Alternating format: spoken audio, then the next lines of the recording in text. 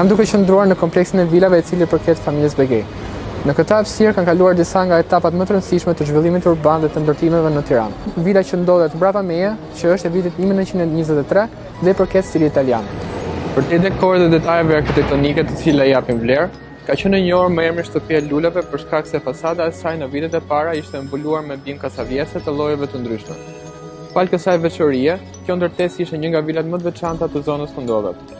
Në vitin 1944, ky perceptim u tjetërsua pasi shtëpia e luleve u shfrytëzua si hapësirë ku merreshin në pyetje dhe torturoheshin qytetarët, dhe për këtë arsye ajo mori emrin shtëpia e torturave. Qëllimi i këtij instalacioni është të restaurojë dhe të rikthejë në memorien e njerëzve emrin fillistar, shtëpia e luleve, por njëkohësisht të rikujtojë fragmente të padrejtësive dhe vuajtjeve që kanë ndodhur brenda këtyre mureve.